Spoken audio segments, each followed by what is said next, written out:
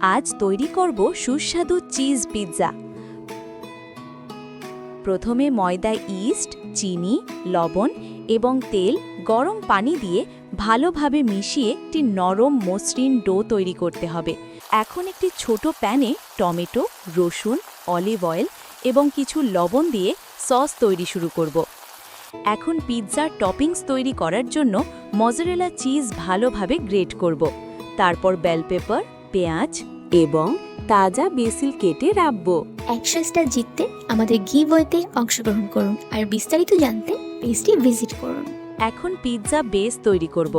হাত দিয়ে মৃদু গড়িয়ে পিৎজার গোলাকার আকারে তৈরি করতে হবে, যেন খুব পাতলা না হয়, একটু মোটা হলে ভালো। এখন পিৎজার বেসে টমেটো সস ভালোভাবে মাখিয়ে গ্রেট করা মজরেলা চিজ এবং কাটা বেল পেপার, পেঁয়াজ এবং বেসিল দিয়ে সাজিয়ে দেব। কিছু অলিভ অয়েল ছড়িয়ে দেব ওপরে। এখন পিৎজা ওভেনে রেখে 180 ডিগ্রি সেলসিয়াস তাপে 15-20 মিনিট বেক করব। গোল্ডেন কালার হয়ে গেলে পিৎজা বের করে নেব। নাইফ দিয়ে পিৎজা কেটে গরম গরম পরিবেশন করব।